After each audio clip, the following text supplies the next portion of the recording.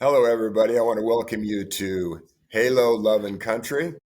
And this is a podcast that features LGBTQ people and other community people who have served in the military.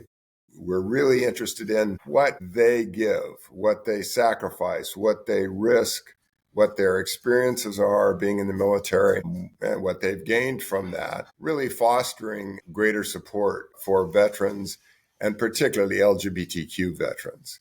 So today we have two wonderful guests. I want to welcome Cynthia Leonard, who was served in the Navy on an aircraft carrier, and Elliott Mitchell, who was a Marine Corps infantry, and then logistics. Would that be accurate, Elliott? Or right? And I'm going to ask them to both introduce themselves here in a minute. I was a Navy officer during the Vietnam War on active duty, a medical service corps psychologist, and I was 6 years a Army reservist before that. I was an infantry platoon leader briefly, and then I was a transportation officer after that. And I'm bisexual, married to a man. I've been married to a couple of women. I have quite the history. But today the story is going to be more about Cynthia and Elliott, and I wonder if each of them would introduce themselves now. Cynthia, you first. Go for it. Okay. Well, my name is Cynthia Leonard. I served from 1981 to 1985 on the USS Lexington AVT-16, which was a training carrier out of Pensacola, Florida. I was 17 years old when I joined, and I was 18 when I actually got to the aircraft carrier. I served as enlisted, and I was in supply. I was a ship serviceman. We handled the gidunks and the laundries and the barbershops and things of that nature. And I was bisexual at the time, although I hesitate to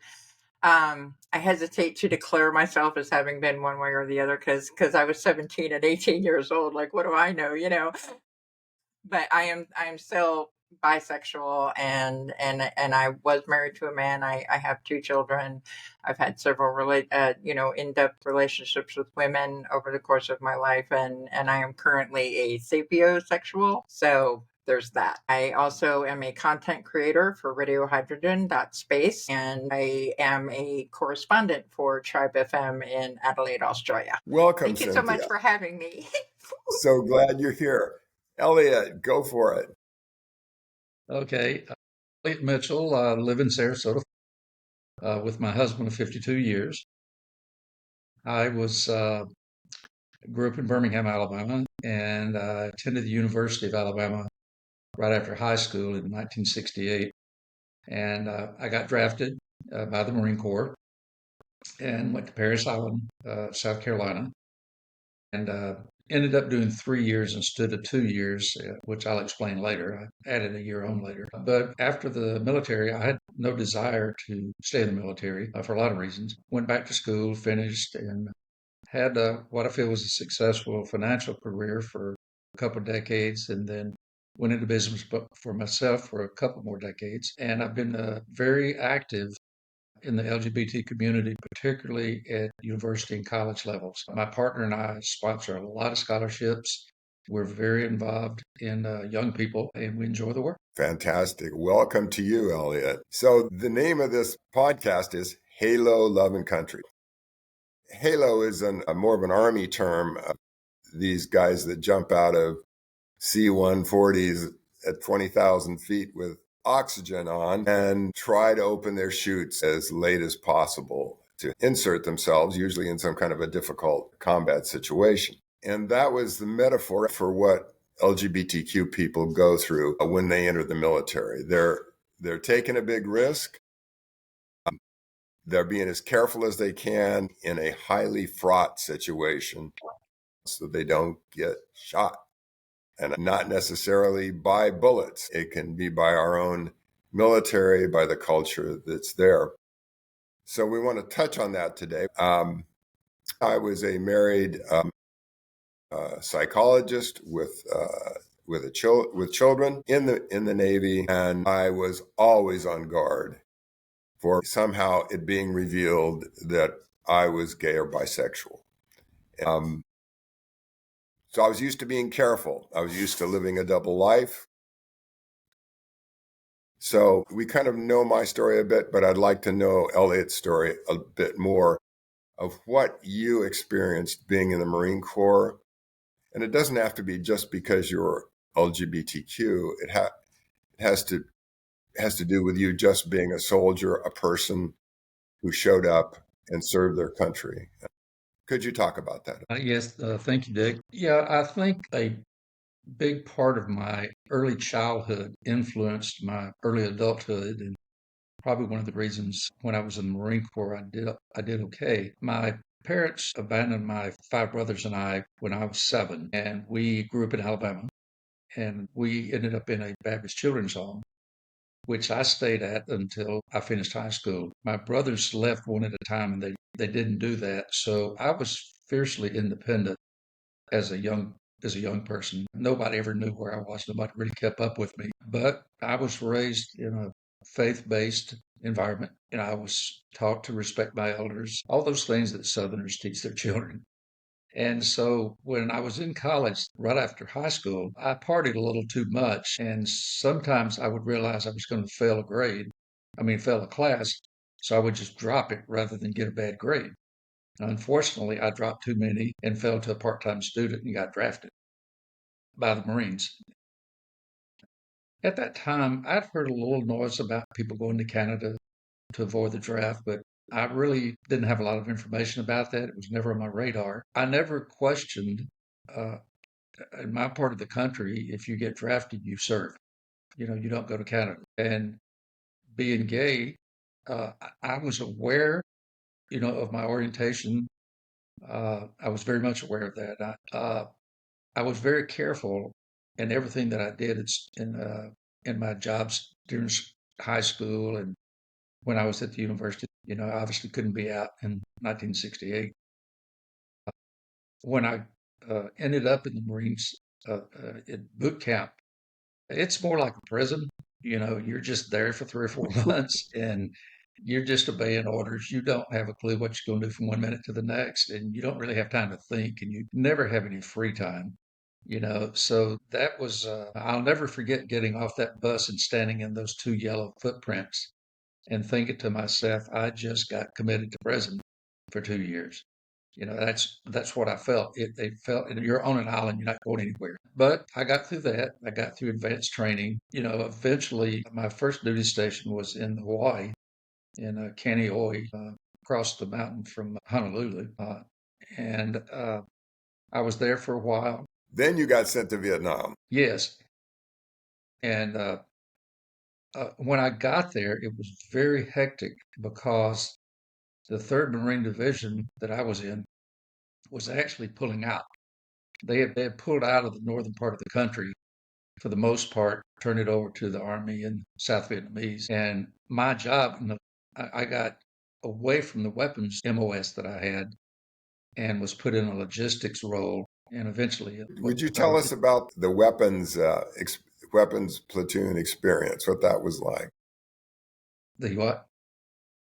When The you weapons. said you were assigned first to a weapons unit, what was that like for you? What did you do? Well, everything. I had grenade launchers, M60s, flamethrowers, never had a chance to use it, but it was kind of scary. You got to be pretty close to somebody for it to be effective. But basically, my MOS was grunt, which was kind of surprising because I'd had a little bit of college, and generally they put you in a slightly different role. What happened when I got there, the 3rd Marine Battalion was pulling south and basically protecting Da Nang. but we were outside the base. And my role and the person that I worked with, a second lieutenant, our role was to get supplies out, and they were small. We were in platoon sizes. We weren't a whole battalion. The platoons were scattered all over the place. And the biggest problem that we had is were ambushes and mines and, just surprise attacks. There was no big, huge battles or anything like that going on. You were just, it's like the Watts riots. You're just driving through Watts and all of a sudden something happens. And we got attacked and everybody bailed off I forget what the truck was, but the deuce and a half, and just hit the ground.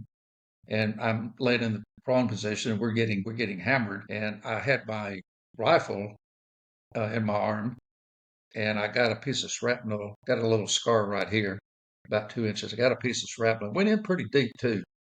Uh, I think there's a kind of a dominant narrative in our culture that gay people don't serve in the military honorably, or they don't get wounded, or they don't get killed, or whatever. It's a bunch of BS. What was it that Thomas wanted Jesus to show him the scars in his side, because it's proof, So you got your hand got hit. Then what happened with your hand?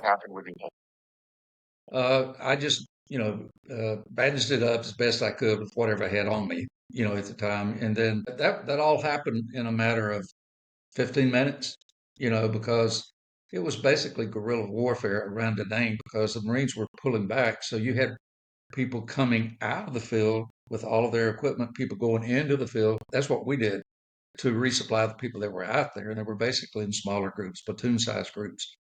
And so eventually medic took care of it. And it was a pretty good gash. I had a lot of stitches in it, and, eventually it healed and I was okay with that. But your earlier comment, Dick, is the thing that hurts me so much is in my part of the country, whether you were gay or not, if you were drafted and you were called to go, you went. And there are tens of thousands of young gay men who died in wars, all the wars. They didn't put their sexual orientation out there to avoid it. They went to war and many of them died. And I am no different than anyone else who is not gay. I went and did my duty. I was in five by the time I had been in 24 months. Obviously, I excelled at whatever it is that they wanted me to do. You don't become an E5 that fast. You know, I was an enlisted guy. And I find that true in most professions with LGBTQ people. We tend to be successful at what we do, and we're almost OCD. We excel at the things that we do. I excelled in the military. I was offered to pay for my college and go to OCS, but I didn't have any interest in serving the military. Plus, I knew over time my sexuality would be a problem and that would be a career-ending move. Aside from the fact that I got drafted and didn't want to be there anyway, it was the number one reason because I couldn't imagine that I could hide it forever. And I just couldn't fathom, serving 15 years and being found out and then thrown out. And by that time I realized, because I had a few guys that I had crushes on during my military time. And, by that time I knew who I was. And I guess I was just scared. I was smart enough to realize that there wasn't going to be a future in that. The best I would, and of course, if I had been found out, I would have been thrown out. You serve 15 years or something, and then all of a sudden your whole career's thrown out and you get dishonorably discharged. You can't get a job anywhere. Do you think you would have been physically endangered if you had been found out in the Marine Corps? Oh, absolutely. Yeah, absolutely. We'll come back. Cynthia. Yeah. Would you like to tell your story a bit and what you risked and what you went through? Well, first, I would like to touch on something that you both said and are doing. Because you were talking about how the military was constantly looking for people who were gay, and I think it's important to speak to the rationale behind that because it doesn't make any sense. Like the history that brought us to this moment doesn't make any sense, because the rationale at the time was, well, if you're gay, then they can turn you and you could be a traitor to your country. And if you think about it, that it doesn't make sense, because if being homosexual is normal, then there's no secret. You know what I'm saying? And Elliott, like, huge kudos to you for contributing to education and providing scholarships for people to learn more, because that's really what's going to get us all across the finish line in the end, and in my personal opinion. But I grew up in Trenton, New Jersey, and I was 17 years old, and I'd had just about enough of Trenton, New Jersey, because it was spiraling downhill then. It hasn't gotten any better. And my sister had actually considered going, my older sister had considered going into the military, and the whole family was up in arms, oh no, if you go in the military, you're going to be a lesbian. And, there was this huge anti-homosexual fear of, that was being put into us, because that's what the military meant to civilians. And it didn't seem like such a bad idea to me. Like, what is the big deal with being a lesbian? So I sleep with people that don't look like the people that you sleep with. Why do I care about that? And I also had a much better experience as far as military was concerned in regards to my sexuality. Most of the pushback I received was because I was a woman, not because of my sexuality. And I can tell you that was a big problem. Well, I'm currently on disability for military sexual trauma, and apparently it's okay to be a rapist, but you can't be a homosexual in the military, which makes zero sense to me. Patriarchy, go hogs! Yeah, I'm triggered about 20 or 30 times a day just listening to this guy talk. But and a lot of my opportunities were limited because of me being a woman. Like when I first joined the Carl Vinson was getting ready to go on its world tour, and I wanted to be on the Carl Vinson more than anything that I wanted in the whole world. And they were like, I'm sorry, you can't go because you're a woman. Like, the only boats we have for you to be on are training carriers and hospital ships and things of that nature. So it very much limited my opportunities. It very much limited my experience, and just so unjust, in my opinion. Like the whole thing is just so unjust, and we see it time and time and time again across the board, with Black people, with women, with homosexuals. If you've seen that movie, what is it, the 6888, about the Black battalion of women who were trying to get the mail sorted out, and they actively stood in their way, actively made it harder for them to do their job, when all they were trying to do was make it better for everyone. Like, it is so nonsensical to me.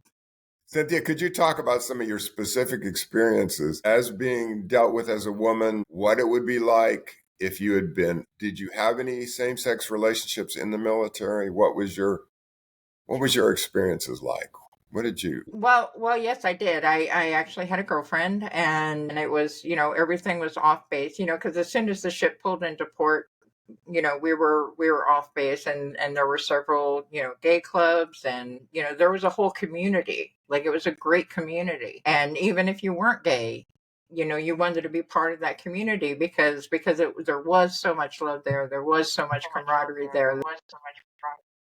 And I had straight people say, well, this place has the best drinks and dance floor, so why wouldn't I be here? And I'm like, well, because you're not gay.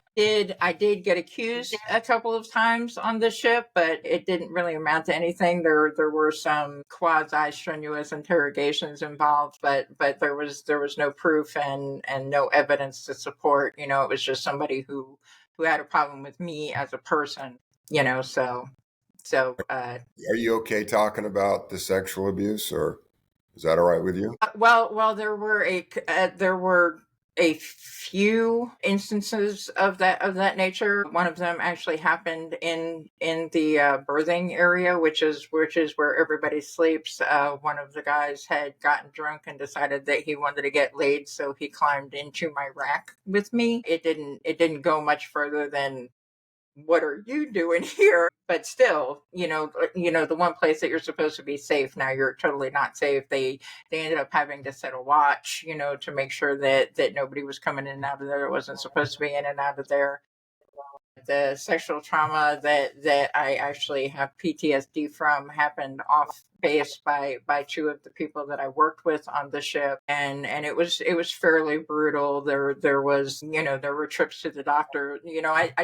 I don't really want to get into the specifics That's of it cool. That's because fine. it was fairly bloody and fairly gory and extremely traumatizing. But they were going to teach me a Sorry. lesson. They were I'm teaching me a sorry. lesson. This is what That's it is to be a woman. such a BS. So that pretty much destroyed me. Because then with the follow up, because I'm from Trenton, New Jersey. Like, people in Trenton, New Jersey don't just let things slide. And to me it was wrong. It didn't matter the reasons why, it was wrong. And I did turn them in, and then you get into this whole, people are picking sides, and of course they're going to believe him, and the entire system was set up to demonize me, the person who had suffered at their hands, not the people who had committed the offense in the first place. Was there any action taken at all besides the investigation, or No. was there? No, they never brought the people up on charges, or And you also get to come into the barbershop where I'm working and sit in my chair, and there's nothing I can do about that. So yeah, and that went on for 6 months to a year. People either giving me the cold shoulder or making snide comments, or undermining what I was trying to do, or I don't know if you've ever, surely you have experienced a situation like that where people started working against you just because this person said that you were a liar, even though you weren't. well, it's very common with my patients that were rape victims to have that happen, and it was like it was he said, she said, or at least that's the way the system took it, and then the person that was being charged would retaliate or get their friends to retaliate. So that's a common thing. Um, I was kind of hoping maybe the military would take it seriously, because they can, when they want to, they can take seriously people getting hurt. But I mean, even to current day, there's lots of questions as to whether sexual abuse is being actually prosecuted by the military appropriately. I think they've taken it out of the command's hands now. I think that's the last thing I heard. Yeah. Well, and they absolutely need to. And quite frankly, like, I'm sure that it has gotten better since I was in, but not far enough. Until justice is served, it's not far enough. So the risk you took, I hate to put it so like this, but the risk you took to serve your country was to be raped and to be sexually abused, that and to be made an example of.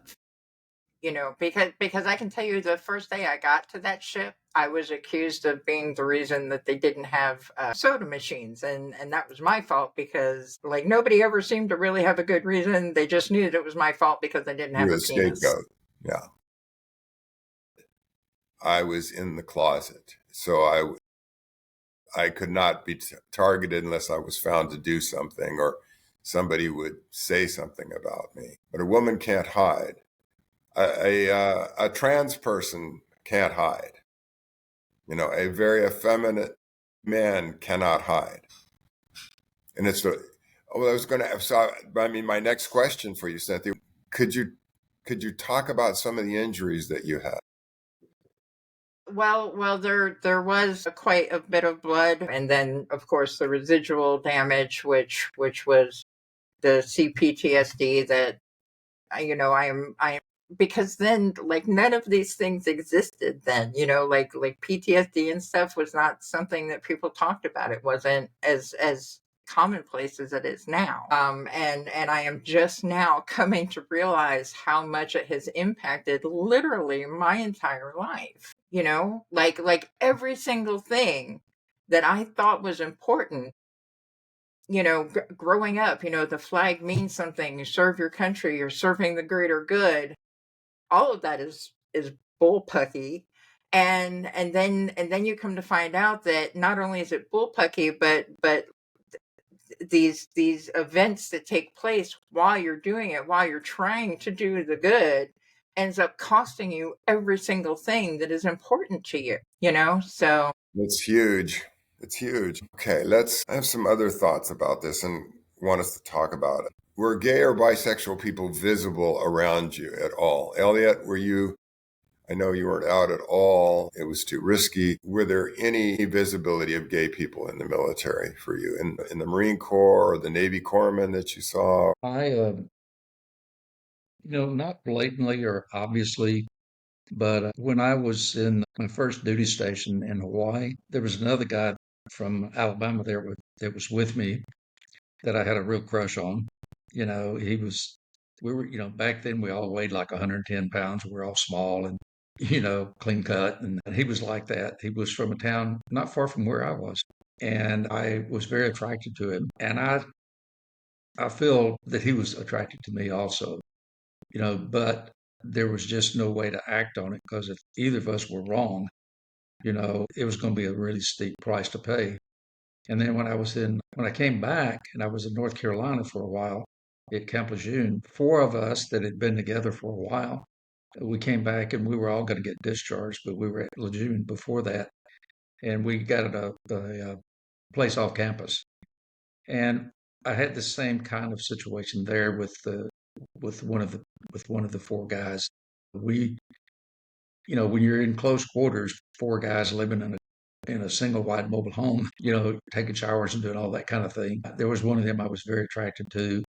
And I got the same feeling from him that he was also, because I would catch him looking at me, he would catch me looking at him. But, then again, if the two of us had ever been together, I don't know if maybe one of us would have acted, but there was always three or four of us, everywhere. We were just never in a situation where it was just the two of us. But, I think the biggest thing that kept me from doing it, was that memory of standing in those yellow footprints in boot camp.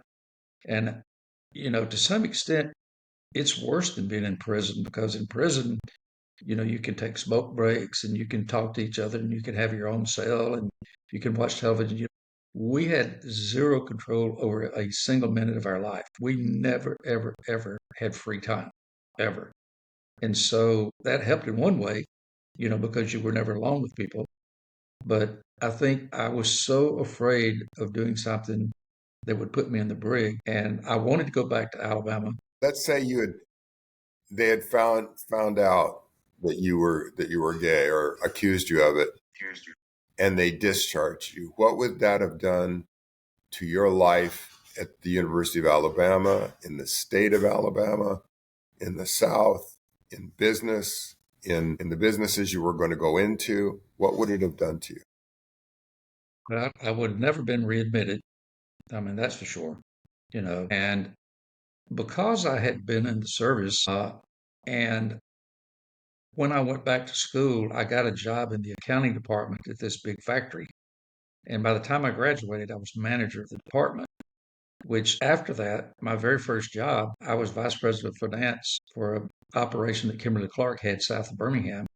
And I worked for the CFO, probably because I was in the Marines. I was a few years older and I had the experience. That would have been, and that kicked off my career. I was never an entry level person. All those things worked to my benefit. If I had been discharged dishonorably, I would have had to leave the state for sure. I don't know where I would have gone, but I certainly would not have been able to finish college. And I didn't have any resources. After I left the children's home, I was on my own. That when I finished high school, they said you have to leave. So I left. So I don't know that I would have been able to afford to go to a school like Alabama's business school, which is very good. I would have had an entirely different life. Everything in my life would have been so, so different. and I never would have met my husband. The 2 You days wouldn't have after met I was Clark. discharged, yes, of course, Clark, but 2 days after I got discharged, I met Clark, and I was ready to be with man. I was free. I could do what I wanted, and I could have a love for the first time in my life, and that was really what happened. How many years have you been with Clark? 52. Yeah. I met him on Very his cool. 18th birthday. I met him on his 18th birthday, 2 days after I was discharged from Camp Lejeune. And I know Clark. He's another wonderful person like Elliott. Cynthia, could you talk about what would have happened? People made casual charges that you might be a lesbian, right? But nobody ever investigated you. That it went a whole different way that harmed you. Did you see any other women that were caught or any men that were arrested or anything like that? No, like I said, I was on a training carrier, and it was the pre "don't ask, don't tell" era where they were basically not asking or telling anyway. Like Clinton just gave it a name. Yeah, he said, don't ask, don't tell, but prosecute more. That's what he did. Yeah. As far as my family goes, I believe that my dad's side of the family probably would have turned their back on me, although I'm not close with them anyway. But that's where our long line of veterans comes from my dad's side. I actually did come out to my mom, and her response was, "How nice we don't have one of those in the family yet." So I was very grateful for that. And that was kind of the weird thing, because I came from a household that was this weird dichotomy of super conservative, America, very red hat esque, and then on my mom's side is, whatever makes you happy, as long as you treat everybody else equally and nicely, and try and do as much good as you can, then you should be fine. That was the philosophy that I apparently carried forward with me, and it's gotten me into some deep Mahatma a time or two, but in the long term, like, I'm grateful for it. I feel like I am a good person, and I try and treat people the way that I want to be treated, and I love the crap out of myself, so why wouldn't I love them too? There we go. And Yeah. and if I can just say, Elliott, that single wide trailer, I think I lifted it. Like when we all start out in the military, it's almost like they have this line of single wide trailers for people to live in, so they can kind of feel their oats and whatnot. Cynthia, how would you say your life, you kind of touched on this. How was it affected by the sexual abuse? What seems to be the permanent effect on you at this point? However you want to answer it. Well, the most noticeable to the physical manifestations, or psychological manifestations, if you want to call them that, is that hyper awareness. And I would argue to what Elliott was saying about excelling in what we do, and I think it has a lot to do with that hyper vigilance. Making sure that everything is doing exactly what it's supposed to be doing at the moment that it's supposed to be doing that thing. And make your disability work for you. Yay. But yeah, that hyper awareness, that the inability to really be in public and not have my back either to a wall or facing a mirror, so that way I can sort of monitor everything that's happening in a 360. I have a lot of difficulty holding on to jobs long term, because I do have anger issues that are manifestations of the PTSD, and I have issues with authority for the same reason. I have issues with men for the same reason. It's been very difficult to establish long term intimate relationships with men, because there's always you're always waiting for that other shoe to drop, if that makes sense. Of course, it makes sense. Yeah. And there's been a couple of times that I have just full on had a psychotic break. I had a psychotic break in my first marriage, and I ended up having to walk away from my children, and my children, which were the most important people in my life at the time. But I couldn't stop that downward spiral I don't know if you've ever seen the movie The Never Ending Story, but there's this one character called the rock biter, and he's sitting there as the nothing is coming to take everything that's good away, and he's looking at his hands, and he's like, they look like big strong hands, don't they? But I just couldn't hold on, and that was my story for several years. I went and I I had a very promising career as a drug addict and an alcoholic. Unfortunately, there's no money in it. And you decided not to lose your life doing that. Just by the grace of all that is good in the world, did I not lose my life doing that. It wasn't for lack of trying. And in retrospect, I can tell you that it was essentially long game suicide. I'd already tried sticking the gun in my mouth and pulling the trigger, and was mad when I couldn't do that. So I was like, okay, well, I'll just trick myself into suicide and do all of the things that could potentially kill me, but might not necessarily kill me.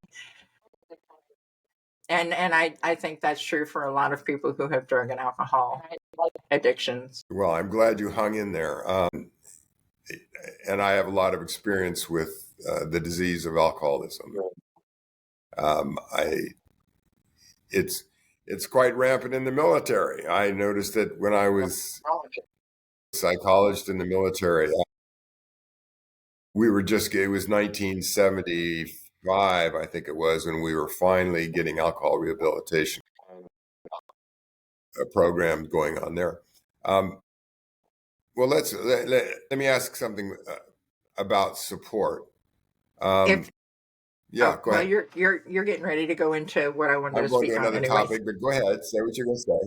Go ahead. Well, I was just going to say that's how our producer and I met. Like I was in the height of my drug and alcohol addiction, and had it not been for him, like I could very well be dead. Like no matter what happened, like he was always kind of calling me back.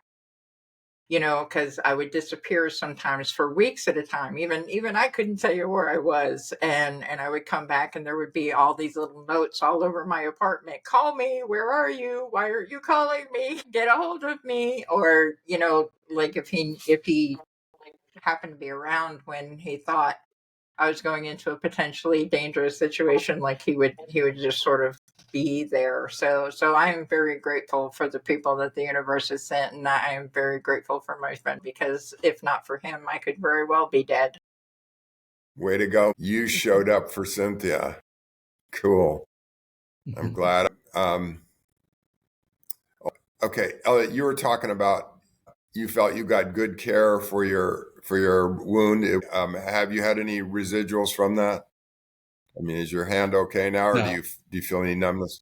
Well, not from that, just from neck issues and stuff. But no, it was a pretty good gash, and but I got taken care of and just stayed bandaged up and kept the stitches there and antibiotic creams and whatever it was. It got treated by the corpsman, and then it was just a big It was gash on my handled good. hand, better Did that you than have my any head. other injuries? You what? Say again. No, I sprained an ankle one time. Uh, that's nothing other than, well, let me take that back. Yes, actually, this is, I don't know why I just thought of this.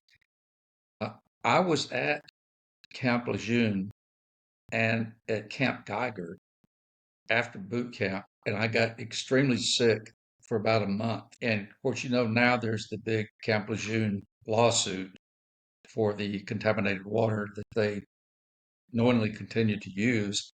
And when these lawsuits came up a couple of years ago, I was approached by a law firm.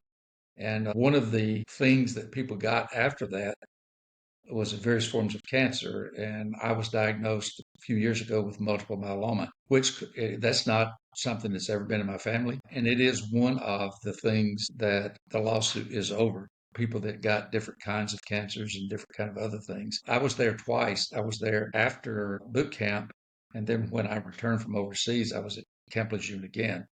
But after boot camp, I was actually at the epicenter of where the problem was at Camp Geiger. So that might be huge too. Yeah, you don't have to be gay to have all kinds of horrible stuff happen in the military, well, in life in general, but in the military in particular, and then add on top of that, hiding out, all of that, having legal consequences on top of it. Yeah, I was going to say, I forgot about this. One of the other issues that was going on, I don't know about the other branches of the service. Well, it did. I know for a fact it happened in the Army, but we had a lot of racial problems. As the Marines were being redeployed and pulling back from the northern part of the country, the biggest thing was to bring back all of this equipment and get it out of there, or if you left things behind, you left it for the South Vietnamese the army. And so we had serious drug problems and we had serious racial problems in the Marine Corps. And, it was a very, very difficult time. You would go into the chow hall, and if you were in line, 4 or 5 blacks would go around you to the front of the line, and you might even have a white officer in line behind you, and they wouldn't say anything. And we had one guy that was hung behind one of our tents. We just woke up one morning and he'd been hung, white guy. And the racial tension was really, really bad. And with all the other stuff and pressures that were going on, I experimented with drugs for the first time in my life, and I liked them. I continued to use them until I was discharged.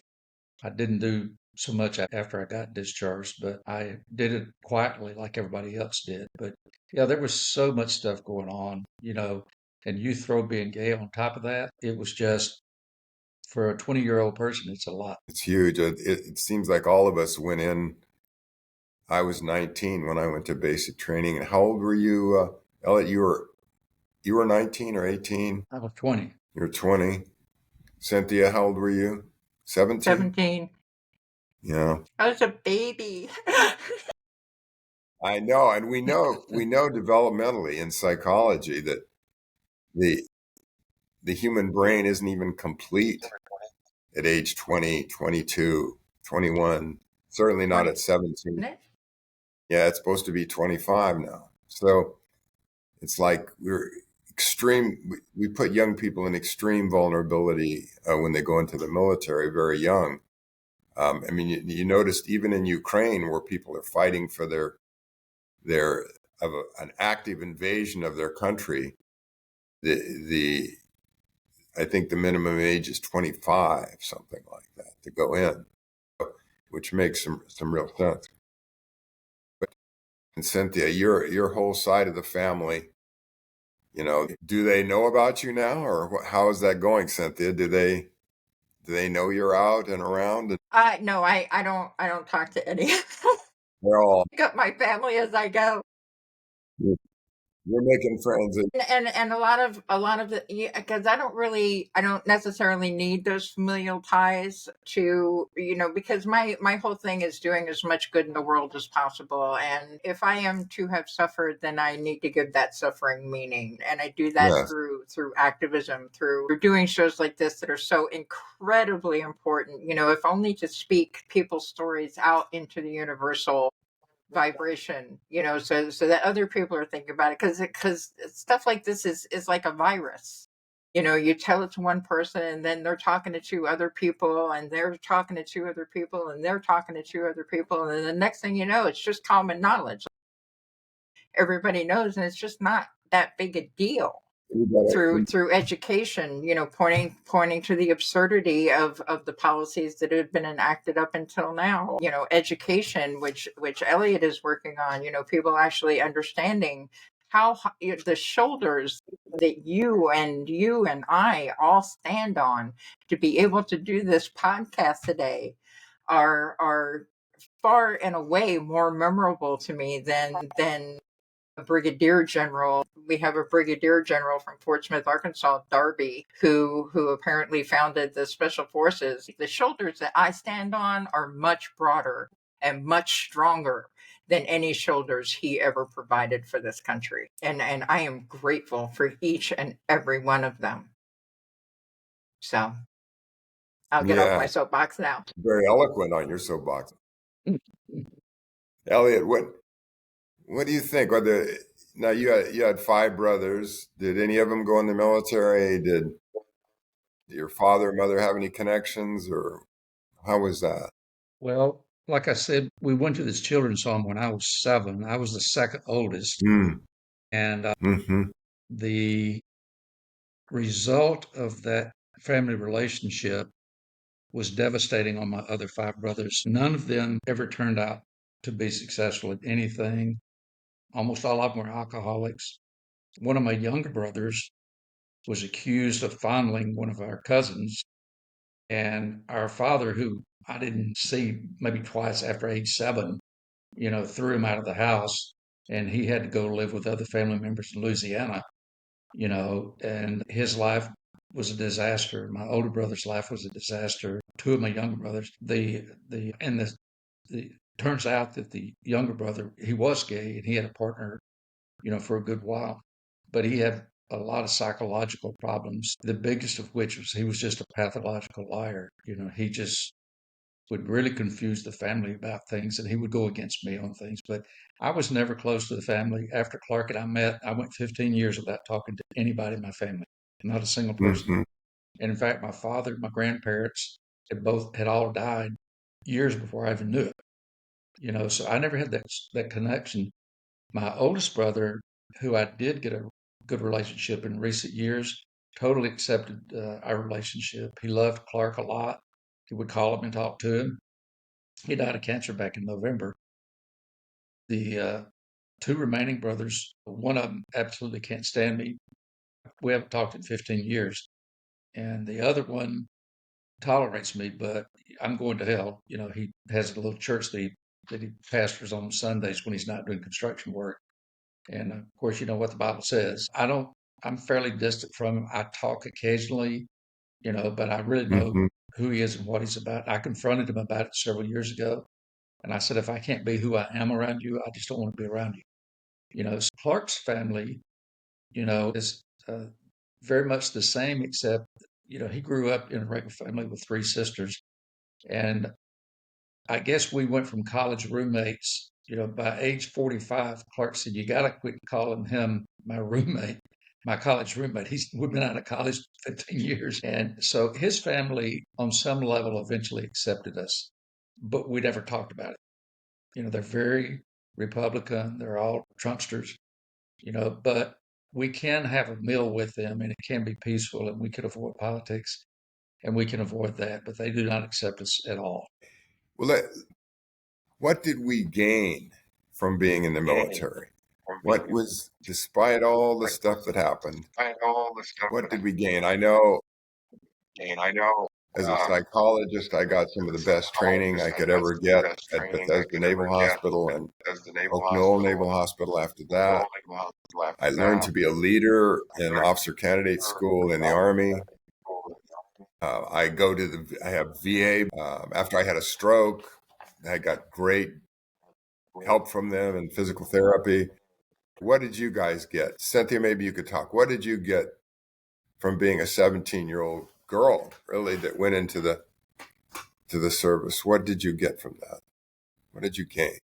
Well, very much like you, I grew up a lot, and I learned how to lead, and I learned how to stand up for myself, and I also learned that standing up for yourself comes with a price, and I learned that I am not only willing to pay that price, but willing to charge others for charging me.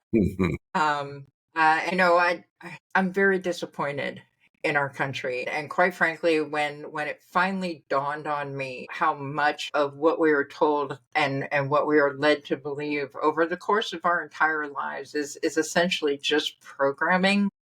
That the flag doesn't really mean what they tell us that it means, and the people who are working behind the scenes are not working for our greatest good. They're working to fill their pockets, and it's incredibly disappointing to me. It's incredibly disappointing that we are in the situation that we are in now. We're supposed to be moving forward, and we keep rolling back, and I just don't understand it. I don't understand how we can go from a country that will sacrifice single mothers, in an effort to avoid being a communist country, to fully supporting fascism.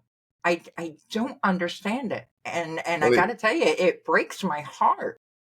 where did you get that? That ability to speak up and make your case and deal with people disagreeing. Where did you get that? Well, my ability to argue Yeah, came sure. from philosophy.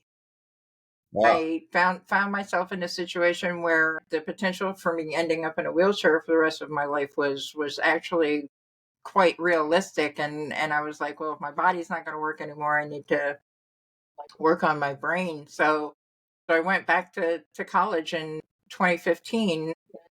This is my last semester at University of Arkansas getting my philosophy degree, and that's how I am who I am now. Did the military help anything with college? Finally, and that's the thing, because I didn't even realize that a lot of the benefits that I had access to were available to me because I'd only served one term, and I didn't Yeah. realize that I had educational benefits and all of these other things, and now just in this past year I've come to find, oh yeah, we're willing to give you grant money. Like, it's made my life so much easier, Good. rather than trying to pay for school with my Social Security check. Excellent. Excellent. Elliot, how about you? What did you learn from this? What did you get from the military? Well, I've been asked this a lot, and I already had fairly good discipline, except when I liked partying, but taking care of myself and surviving, I knew how to do that as a young kid and as a young teenager.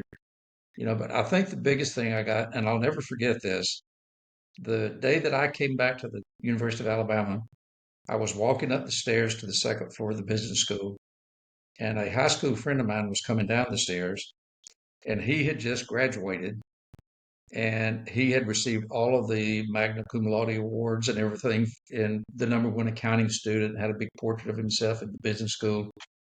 And here I am, I don't have enough credit hours to qualify as a second semester freshman, and I'm basically starting all over. And I was angry. I was very angry. And he told me that I asked him how he was able to avoid the draft because they had the lottery, and he was in ROTC. And I says, does that mean that you have to go into the military for 4 years? And he said, yes. And I will never forget it. I made a goal right then and there that before he got out of the ROTC, I was going to graduate, and I was going to get ahead of him. Because when he came back, he had to start the whole job search and all of that. And I did. I went 36 months. I went every single month for 36 months. I graduated. I got a job in the accounting department at this big foundry. I was manager of the accounting department when I graduated. And I will never forget, I saw a friend of his about 4 years later, and he'd gotten discharged. And I said, where did Randall go? And they said, well, he's doing some internship at some company, whatever it was. And I'm vice president of finance with Kimberly Clark. After age 28, I never made a car payment. I never made a house payment. I haven't had any debt for the last 40 years. And it made me want to succeed. It made me want to be something. And growing up in the children's home where you were always referred to as one of those guys from the home, I think it gave me incentives and goals, but it also gave me confidence that, okay, I got through all of this. I'm not in prison anymore. And it gave me confidence, and it gave me goals. And I was a good student. I took 20 hours a semester, So, I would tell you it probably was the best thing that ever happened to me. I learned so many of life's lessons that I needed to learn, in spite of the fact that I grew up properly. It gave me that says, you can do this.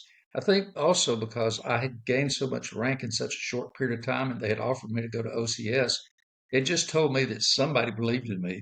Somebody thought, that Hmm. I would Hmm. be a good long-term military career person. And so it was life-changing for me, I have to be honest. Well, thank you to both of you. Thank you to Cynthia Leonard from the Navy, Elliott Mitchell from the Marine Corps, and I'm Richard Gayton from the Army and the Navy.